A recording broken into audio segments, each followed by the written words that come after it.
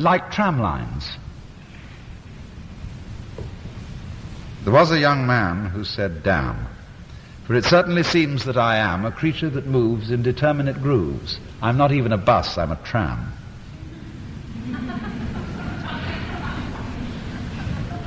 And you see, we have this idea also about the laws of nature. Although this is not the current, I would say, view of a physicist about the laws of nature, it is traditional in our culture to think of certain rules that have been laid down in advance, which the universe obeys. We talk about obeying natural law. And so human law is very often thought of on the same model, or vice versa, the law of nature on the model of human laws, that there is an authoritative lawgiver who is grandpa and who says, "This is the way it's going to be around here, and you had better follow." Now actually, it doesn't seem that nature obeys laws,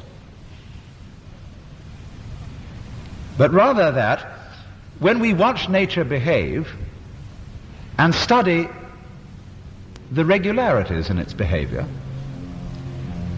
and write those regularities down and make notes of them, we find that those regularities can be gambled on. They're liable to go on again. And it's only a kind of figure of speech that one talks, therefore, about the world itself obeying laws. The laws of nature, I mean, it's like saying because you've devised a clock and it goes tick-tick regularly, you suddenly are astounded to find that the earth in its rotations is obeying the clock.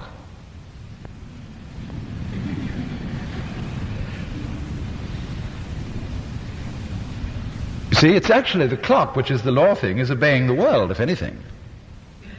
But this is the law. That's why we alter our clocks for summertime. Instead of being sensible and getting up an hour earlier, we have to alter the law so that we have authority for getting up earlier.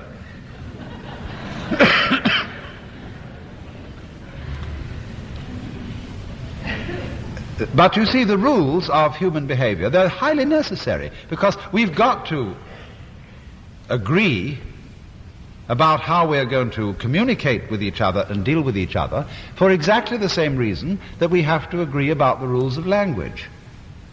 Otherwise we just don't understand each other. But do you suppose that the rules of language are fixed and unalterable? We are changing them all the time. We're constantly inventing new words, new forms of expression, getting rid of old ones. We are very creative, especially in this country. People are amazingly creative with language. Where I come from in England, they're not so creative because they're more traditional, more conservative. But here is a wonderfully creative language. And so what happens is that the linguists and the people who make dictionaries, they observe how the people are in fact talking, and then they chronicle all that, so that everybody is informed through the dictionaries of what rules are being used. Now, the same sort of thing must go with morals. Actually, human beings are always changing morals. But there's a terrific fight constantly goes on between the people who say, well, look, let's try it another way, and the people who say, no, you can't get away with that. It's against the will of God or something.